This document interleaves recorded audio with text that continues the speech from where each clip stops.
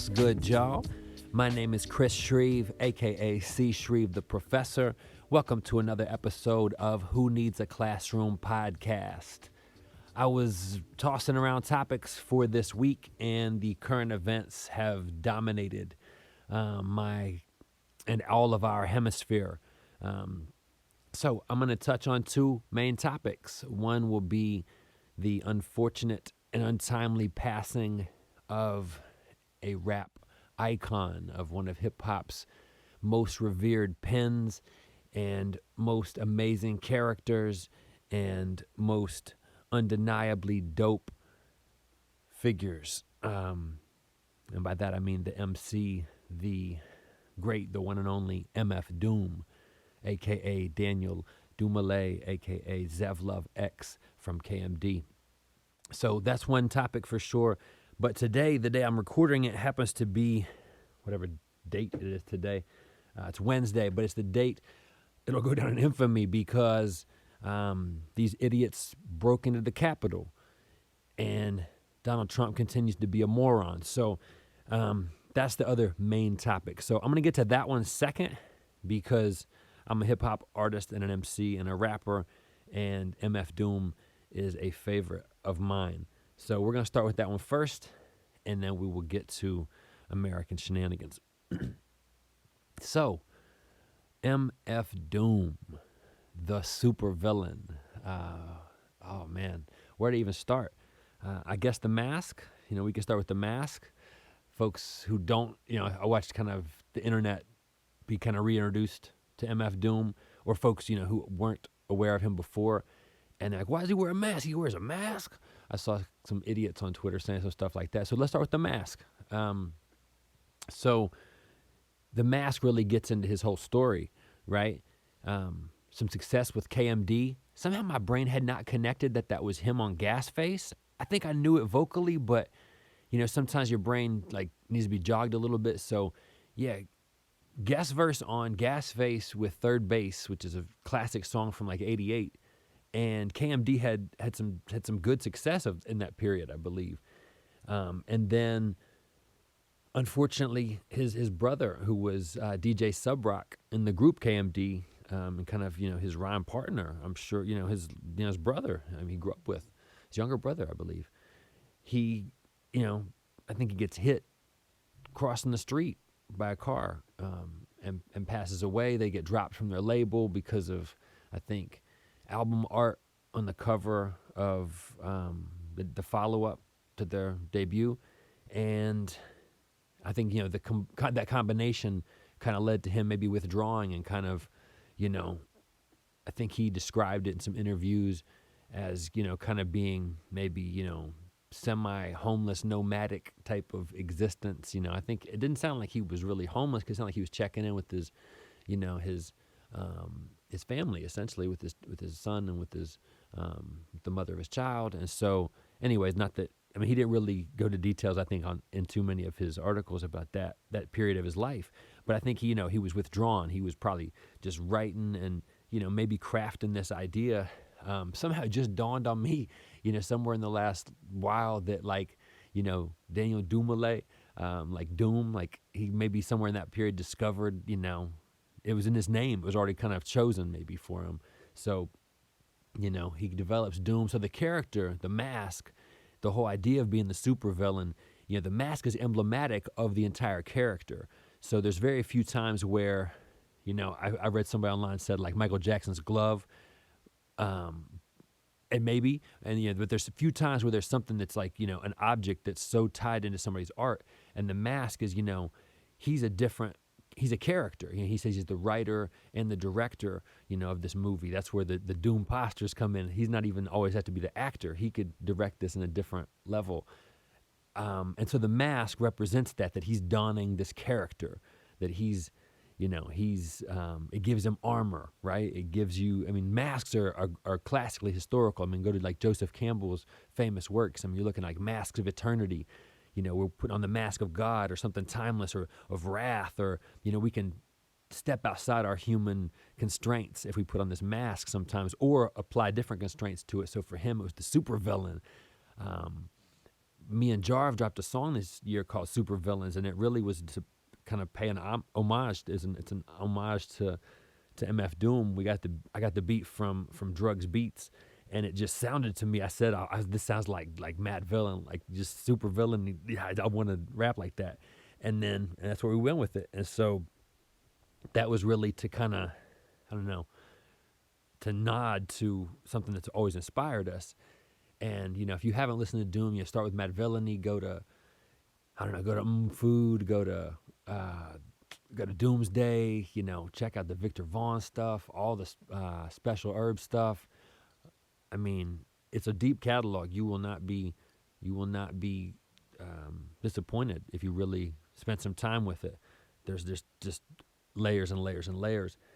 And so I think the things his lineage or his, kind of legacy is his pen, his ability to help folks to, really step into another character. But I mean, really, I think I was going to try to connect these 2 points. I was going to talk about Doom and unfortunately his passing, but also the ridiculousness that happened today. I mean, Doom speaks for what hip hop is. It's kind of the elephant in the room sometimes, especially if I'm connecting these issues and the fact that I'm a white rapper, right? So I have this other perspective sometimes, but I can't help but see that MF Doom speaks for the downtrodden, the underbelly of America, the side of America that is not, oh my God, not given the time of day if they were to try to break into the Capitol, So Doom is that perspective. I think Mos Def said, or Yasin Bey said, that he bought the Mad Villainy album on vinyl before he had a record player and just stared at the album cover, and he said he felt I understand you. And I think I'm not a black man, but I understand both of their art to a certain degree. And I think Mos Def and MF Doom, I am a huge fan of both. And so I'm saying that I think they both represent in different artistic forms some of the same perspective of black excellence mixed with raw experience and honesty that hip hop is so absolutely excellent at, that it's just unparalleled at, of having an exacting slice of what America really is. And so if you've listened to a lot of MF Doom, if you've listened to a lot of Mos Def or Yasin Bey, if you've taken time with Public Enemy, if you've spent time with Rakim, if you understand a little bit of what Cool G Rap was referencing, if you spent time with Nas, even if all you got to, you white folks, if all you got to is Eminem and some Mac Miller and some Macklemore, it's on their stuff too. Come on now. Have you been not paying attention at all? So the connection of MF Doom to the second part, the doomsday scenario we had today with, these quote unquote protesters, we'll call this, I'm pretty sure Trump literally told them to go into the Capitol. I think he said that last night. He said you should push your way in if they try to if Pence didn't somehow override the actual votes, if he didn't somehow decertify the votes and, try to create this entire other calamity. If he didn't do that, then he literally told this mob of people that they should push their way into the Capitol, which they did. So when you see that and you see them treated in a way that's not greeted with rows and rows and rows and rows of full armored police, that's, I think 13 arrested, and these were, hundreds of people inside the Capitol, trespassing, breaking and entering, all these are federal offense felonies. And then you see, not the absolute dehumanization that we see in basic protests that are saying, hey, I am a human, I have rights. And these are totally different scenarios, obviously. But to see the police response and to see the way that humans are sometimes absolutely not valued as real breathing entities, and in the other case, to have it be they're patriots, That's bananas to me. And I guess the connection I was making it to MF Doom is that he speaks on that. It's part of the black experience. It's part of what he experienced in America inevitably. So I have not ever for a day been black or walked a mile in those shoes.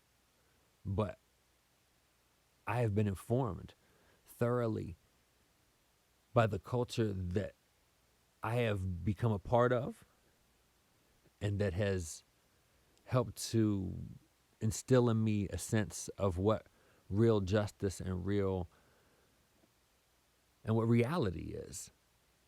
You know, this false idea of different versions of facts, of alternative, realities of, oh, well, you said the crowd was this. Oh, well, I actually think it was this. Like from day one, this whole just, fake news bullshit that Trump has been about has kind of resulted in this. Folks pretending the count doesn't matter. Like the election numbers matter, folks.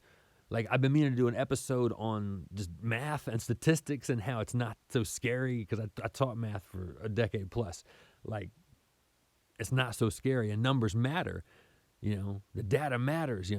Who won? Those counts, they matter. The runoff mattered. So you can't have it sometimes your way, sometimes that. You can't have it like sometimes stop the count, sometimes recount. We didn't get what we wanted. That's not how this works. And to watch folks basically kicking and screaming and breaking down the doors and to see cops letting them through the fences. Like I tend to watch these things on real time through Twitter.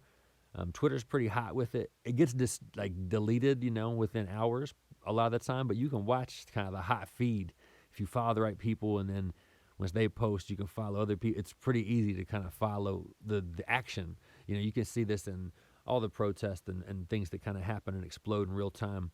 So I tend to do that. It's like hard to look away sometimes. So to watch folks literally break into the Capitol, I mean, it's unthinkable. Guns drawn in the chamber? What?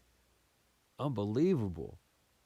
And what does Trump do? It's almost the same as the Charlottesville bullshit. The it's good people on both sides bullshit. He's like, tells them to go home, but says, we love you. You're very special to us. What a cornball. Like, you're going to go down in history as one of the all-time douchebags. You know that 360,000 number that's going to tick up tomorrow or the next day, later this week when we cross that next one, it keeps going? That's on your head, bro. You got a fucking data mark, okay? The horrible totalitarian regimes have data behind them. I think Bill Burr has a piece on this, or somebody has a piece on this about, dictators and how, I think Stalin killed like 22 million, Hitler's is like 6 point something, 7, something like that. You gonna have a number, bro. It's gonna be like 400,000. It's like 360. When you leave office, it's gonna be like 365,000. Like, that's what you're gonna have. You have a number that's gonna hang on your neck. I don't know if you realized that or thought that through. That's your major accomplishment. Death. You stupid fuck. And then to add on to it, the kick and the scream out the door. I've been just hoping for a perp walk. I want to see Trump straight perp walked, down whatever, what is that, Pennsylvania Ave? Whatever that is. I want to see straight perp walk. Oh, it'd be beautiful. I mean, it's overdue, right? That's beyond overdue. Anyways, I don't know even what to say about what I saw today, especially in light of what we saw in 2020 in the last 12 months, especially in the light of us having all these issues. Biden said, I think I watched a little bit of his speech. He said, this isn't us. I hate to tell you, bro, this is us. This has been us. I listened to my son's fourth grade lecture on his Google Meet yesterday about the Civil War. 620,000 is the American loss of life in that one. So we're at 357 or something today. So we're getting in that ballpark, right? This disgustingly ridiculous I got to get reelected, so I got to downplay the damn pandemic response bullshit, that you deserve every bit of it to hang on your neck for that. Every bit of it. I don't have any amazing words here, folks. I'm kind of like in shock from what I saw today. I kind of wanted to come into this and do a hot take, but my brain has thought through doom a little bit more. I had a little bit more time to kind of to marinate on that one, but I'm at like, what time is it? 6 o'clock on Wednesday. And this stuff has been going on all day. I kind of couldn't look away once it started happening. I was like, what are they doing? And I kind of couldn't look away, or wanted to just see what was happening. And, there's certain moments like that they're difficult to look away from. So I don't even know what to even quite say, man. It's a wild time to be alive. I kind of keep telling Isaiah, it wasn't my son. It wasn't always like this.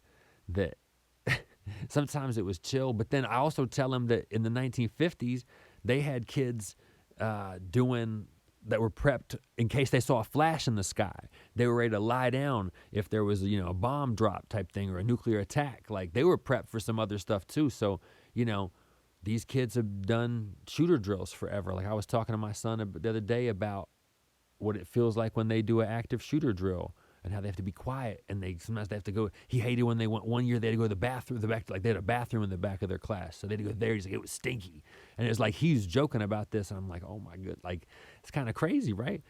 It's mind blowing. Some of the things that you kind of start to take as a norm in America, it's just insane.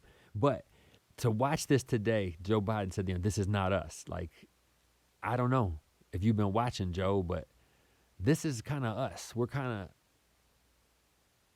this. Like, that's who Trump's base, the whole thing was. Have you seen these huge groups of Trump trucks driving around sometimes? I mean, this is kind of who his wheelhouse base is.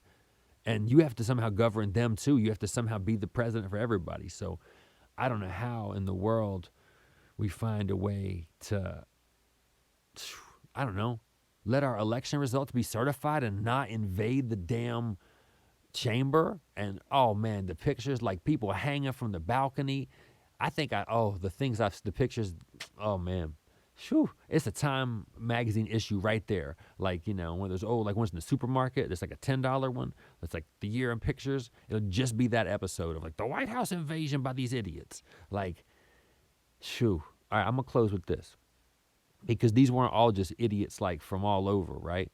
These are Trump's idiots. So this idea of like the facts don't matter, this cult of personality, this taking the right wing shit. I mean, he doesn't even take any of the religion shit serious, right? He doesn't take, y'all are like, it's for the babies, and he delivered on the judges. But if he had it his way, the judges would let him be in office forever. But he just wants power. But y'all somehow have utilized his ability to kind of say, okay, you need this, I'll get you some judges. All right, cool. I'll lace all the judges. Y'all wanted that. So now he's your guy. So now you've kind of bought into this personality thing. How do you buy out of it? How do you step out of that? How do you stop flying your Trump flag and driving around town when we all know that's just your rebel flag? That's what it feels like to you, right? That's your new rebel flag. I see it. I see you looking all proud with your merch on. I bet that shit costs way too much. Ooh, I seen a girl with a "Make America Great Again" like toboggan or whatever, winter hat, y'all, whatever you call them. It looked like some nice looking Buffalo Bills gear from like '93, but it was, it was terrible. And she looked like she had horrible conversation skills and no chance at anything in a dating pool outside of that mob. That's mean. No, it's appropriate. I don't really have much of a point today. I was attempting to vent in the mic a little bit about what the crazy shit I saw meant. I don't know what it means. I know it means the police don't give a fuck about black people or brown people. I know the police only care about, it's hard to say that, but white people, it looks like. I mean, I watched it. I watched life be respected.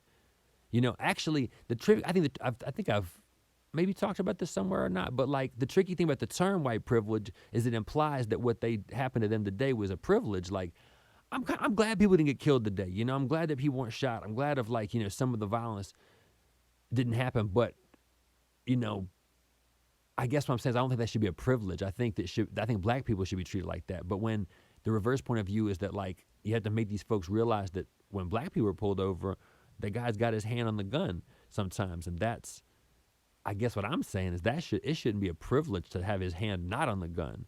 So a lot of folks like myself are saying that's over policing, that's overstepping, that's creating a judge, jury, executioner in one. So it shouldn't be a privilege to not be under duress from that. Although that's the American black experience, is to have whole communities under absolute duress and chronic fatigue and chronic PTSD and current trauma from law enforcement that's supposed to somehow protect and serve, but really only does it when it makes the most sense to them or when they've been given clear orders that they can exaggerate on. Because today what I saw was like, I guess in football we called it brother-in-law. Like if I didn't go hard against the guy in front of me, like if we kind of took the play off, my coach would just not have that. It would be some expletives dropped, and he would call it brother-in-law, like treating him, you know, going soft on him. You go and oh man, I seen a rapper. I couldn't find it. I think he deleted it. A rapper friend of mine. I can't remember who said it, but like he deleted it quick because I think I started to retweet it, and then I went back and couldn't find it. And what did he say? He said, like he was basically saying, yeah, if this looks confusing, it's because the police are the protesters, and that was what summed up to me. It looked like y'all just took uniforms off and then played protester, quote unquote protester, and then y'all just help each other out. Just kind of call truce and oh, come on in. I saw full clips of them just letting barricades through. Police letting these terrorists, let's call them that. Protest is not the right word. Terrorists, seditionists, secessionists, whatever you want to call it. Like, nah. So, again, I don't really have. Wish I had some conclusion to end this nicely with.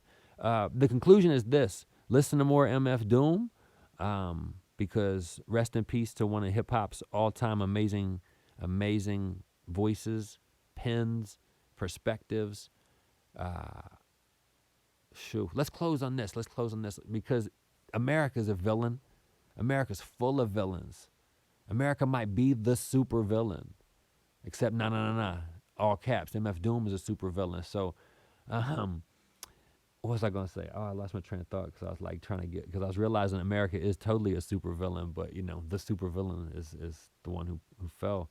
How am I gonna lose my whole train of thought on the podcast? That shit happens sometimes though. I was gonna say that basically, if you listen to more Doom, you'll understand that greed, power, someone's like root core needs would tend to trump, there's a pun for you, rational thinking, would tend to push you past the good guy choice towards something that's much more self-centered. So I think sometimes creating a comedic understanding of it through a mask, through a whole character, through a whole catalog, such as MF Doom's, helps you to understand the villainy almost even better and with more clarity and maybe more of a sense of humor when it happens in real life, because today was some raw, all-out villainy on full display. And, I wish I was a little more articulate with my reflections on what today means.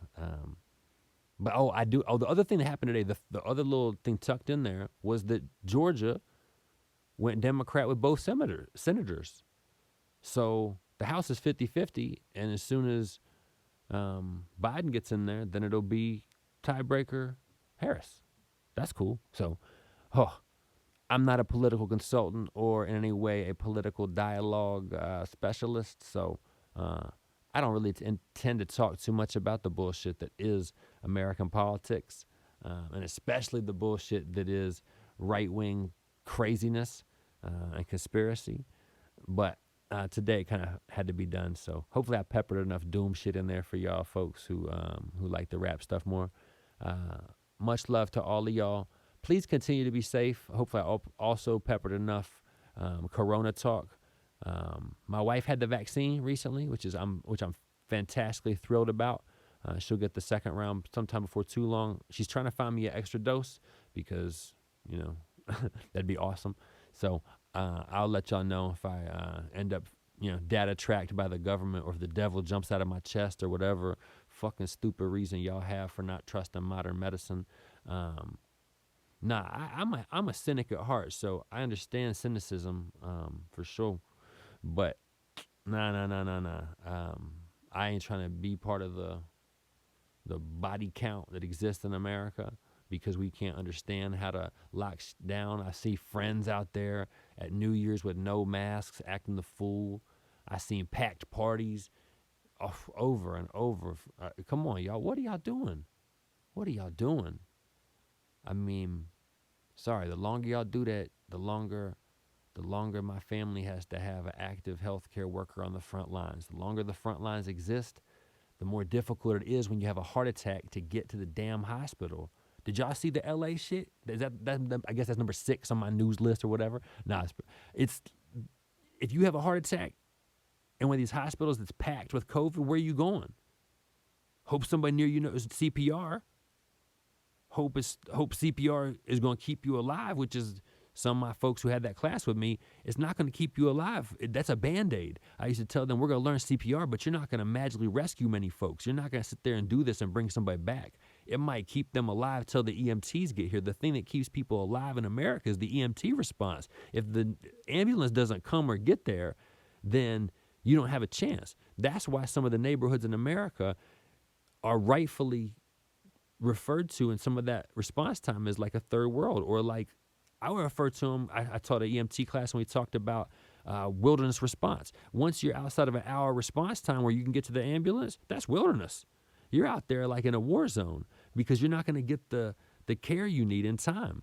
And so that heart attack, that CPR is going to keep you alive for a certain amount of time, but you need things to break up. You need nitroglycerin. You need something to break up that clot. You need, oftentimes you need some kind of a shock to get your whole your ECG back just conducting properly.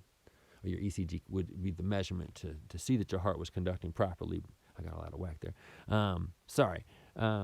It's a crazy time in America to see that, LA is basically in like triage mode, That's insane. Like, there's a lot of crazy going on in America. So, yeah. Okay, that's a lot. I'm going to let it go. Thank y'all kindly. I'm trying to make sense of it. I hope y'all can make some sense of it. Love your families. Tell the people you love most how important they are to you. Find time for yourself amidst this madness. Stay safe. Wash your hands. Wear your masks. Find a way to exercise without being around a bunch of people. Please take care of yourselves. Thank y'all.